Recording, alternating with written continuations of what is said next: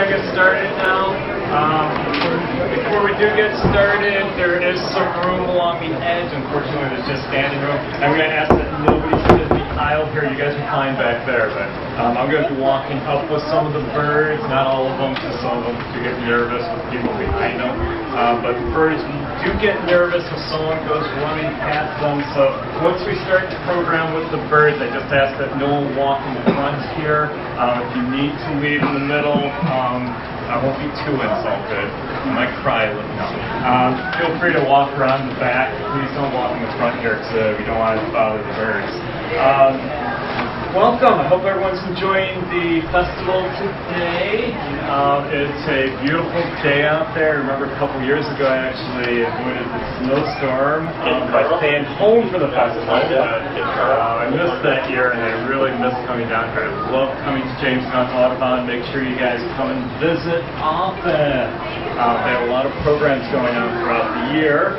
And by the way, my name is Paul. I'm the senior naturalist for the Buffalo Audubon Society, so I'm going to plug Buffalo Audubon also. If you go to beavermeadow.com or buffaloaudubon.com, we have an extensive schedule throughout here also.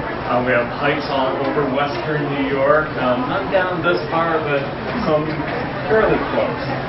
So come and join me once in a while on some of our hikes this year. I also started several years ago an organization called Wild Spirit Rehab and Release Center. We're a nonprofit organization that mostly did wildlife rehabilitation and a little bit of the environmental education programs. We would take some of our non-releasable birds, we bring them out to schools, scout groups. Sometimes we were at malls, at displays, we were at festivals. And the organization grew very rapidly thanks to the great volunteers, including my friends here, Steve Dioia, who has been with us since the start and helped Wild Spirit grow. Wild Spirit shifted gears a few years ago, mostly because of time constraints. My job got so busy that I wasn't able to do as much rehabilitation. So now I do very limited rehabilitation, but I have trained some really good rehabilitators in my area, so I pass everything off to them. And now Wild Spirit centers more on the environmental education. And we do programs like we're going to do today. So that's a little bit about our background here. We're going to be talking about birds today, and not just any type of bird, but these are special birds. What most people consider raptors, and I don't mean a dinosaur. By raptors, I mean birds of prey. These are birds that actually hunt other animals, sometimes other birds, sometimes mice, sometimes rabbits. Now, because they are carnivores or meat eaters, these guys have to actually have special tools or adaptations to help them catch their food, kill their food, and then eat their food. We're going to pick on red-tailed hawks today. And let's say you're a red-tailed hawk, you're soaring around in the sky and you see a rabbit on the ground. How are you going to go and catch that rabbit? Well, obviously you're going to fly down, but how are you going to physically catch that rabbit? Any guesses? A rabbit trap? Oh. Okay, grab it with your claws. Now, I do believe I have some feet around here. Yes, I do. This is from a great horned owl, and this one's from a red-tailed hawk. Now, they do swoop down and they grab that rabbit, but not with their claws. You see, birds of prey don't have claws. Oh, wait a minute, what are these black things here?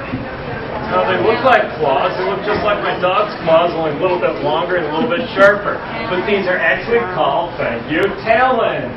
There is a difference between claws and talons. You see, claws are made of keratin. Same things our fingernails are made of. They can break easily.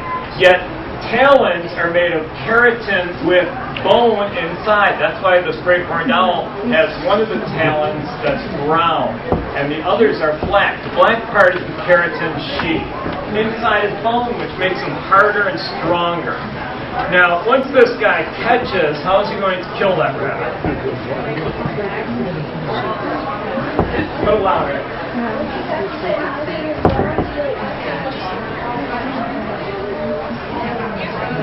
Here You're right. He squeezes with the talons. That's what you're thinking, right?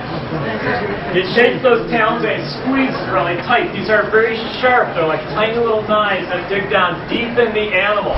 And actually, most birds of prey will pulse with the talons, and that digs them in even deeper. Now, once they've killed their prey, before I get to eating the prey, I'm going to pass these around. Please be careful. I don't want anyone getting hurt. They are very sharp. Start this one right over here. Pass that around. We'll start this one way in the back. We'll start this one right here. You guys take it right down the line over. Okay, so once this red-tailed hawk swooped down, he grabbed the rabbit, he squeezed tight, he killed that rabbit. Now it's time to eat the rabbit. Do you think he's going to pick up that rabbit and just cram it in his mouth? No, you guys wouldn't do that with the Thanksgiving turkey, right? Put this guy in the back saying, yeah, I would. No, you would actually cut in small pieces that you don't choke on it. Now, obviously, a bird of prey doesn't have a fork and knife hidden in his back pocket. They don't have teeth to rip their meat. So how are they going to carry that meat in small pieces so that they don't choke on it? With their beaks, you're correct. All birds of prey have a very sharp, pointed, curved beak. That curved beak helps them rip and tear the meat in small pieces. This is actually a bald eagle skull, not a real one. It's just a model of one. But it demonstrates how all of the birds of prey, whether it's a hawk, an owl, an eagle, a falcon, they all have that beak that curves down. That's for ripping and tearing. So all birds of prey have those two main tools that help them catch, kill, and eat their prey. Talons for catching and killing, the beak for ripping and tearing. Now, smaller birds of prey also use the beak for killing. Now, before we bring our friends out here, we did bring some friends with us today. I want to mention that these are not our pets. These are wild animals, and they belong in the wild, but unfortunately, because these birds were injured, they cannot hunt anymore. They wouldn't survive in the wild. So, therefore, if we let them go, they would starve. They would die out there. That's the only reason that we have them. We have special licenses and permits from U.S. Fish and Wildlife and DEC to have, well, not just birds, but even the feathers. Okay, they're all protected by law. Ever since Harry Potter came out, everyone thinks, oh, I want a pet owl. You can't have one, okay? You have to have the right licenses for them. So these guys, if they were able to be in the wild, that's exactly where they would be, where they belong, out there. Got it here. We're going to start out. Dee, can you please come to the front desk? Dee, to the front desk. We're going to start out with one of the smallest birds of prey in Western New York, but he's also one of the most common birds of prey.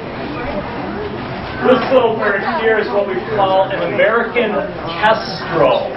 Now, the kestrel got the nickname the sparrowhawk.